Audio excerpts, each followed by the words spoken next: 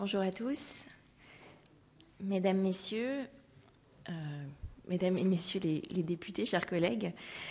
Nous tenons aujourd'hui notre troisième table ronde dans la mission d'information sur la transparence de la gouvernance des grandes entreprises, consacrée à l'audition des représentants des dirigeants mandataires sociaux.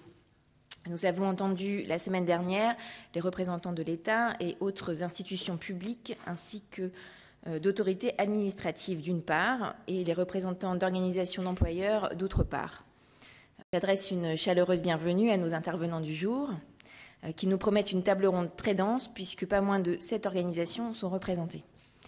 Je ne vais pas redire ce que j'ai déjà dit lors des précédentes tables rondes, toutefois j'aimerais rappeler que cette mission se veut à la fois utile et ouverte.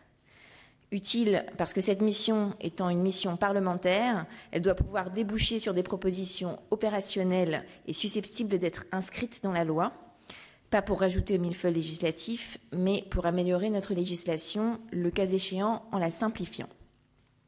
Ouverte parce que nous souhaitons accueillir les avis et les remarques du maximum d'acteurs concernés, c'est-à-dire tout ce qu'en économie ou en management, on appelle les parties prenantes de l'entreprise.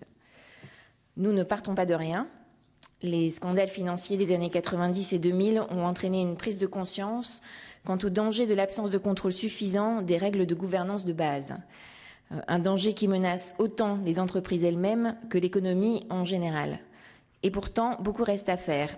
Et les attentes de la société vis-à-vis de ces grandes entreprises et vis-à-vis de l'État et de sa capacité à contrôler et éviter les dérives sont extrêmement fortes. Nous allons entendre aujourd'hui des représentants des dirigeants mandataires sociaux, M. Daniel Lebègue, président de l'Institut français des administrateurs, M. Robert Leblanc, président national du mouvement des entrepreneurs et dirigeants chrétiens, M. Xavier Huillard, président de l'Institut de l'entreprise et président directeur général de Vinci, Mme Sophie de Menton, présidente d'Éthique, accompagnée également de Mme Pascale Augier, administratrice de Manutan, M. Léonidas Kalogeropoulos, président de Médiation et Arguments. Ah, M. Kalogeropoulos n'est pas là aujourd'hui. Et M. Pierre Sechka, chargé de mission, donc auprès d'Éthique. Et enfin, Mme Caroline Weber, directrice générale de Middle Next. Je propose que nous laissions 10 minutes de temps de parole à chaque organisation, après quoi nos collègues pourront poser les questions qu'ils souhaitent.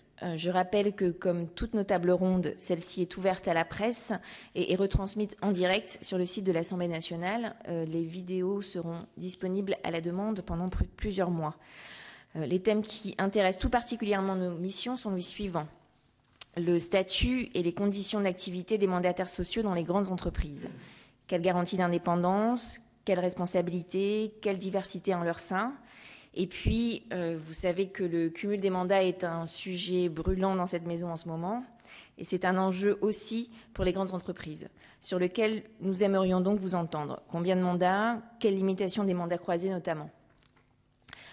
La question de la rémunération des mandataires sociaux, cette question est certes quantitative. Faut-il en limiter le montant? Faut-il établir une fourchette maximale de toutes les rémunérations dans l'entreprise, par exemple de 1 à 20? Mais cette question est aussi qualitative. Qui a droit de regard et de décision sur la rémunération? Quel type de rémunération faut-il autoriser ou interdire? Enfin, comment vérifier que les règles en la matière ne sont pas contournées via des rémunérations cachées ou du moins opaque. La question, enfin, du lien entre gouvernance et stratégie économique de l'entreprise, parce que, au fond, c'est cela le vrai enjeu. Il est normal que les pouvoirs publics aient un droit de regard sur les grandes décisions stratégiques en tant que forts pourvoyeurs d'aides aux entreprises, même si ces aides sont largement indirectes. Nous aimerions avoir votre avis sur la question suivante. Jusqu'où peut, selon vous, aller le contrôle de l'État sur votre activité ?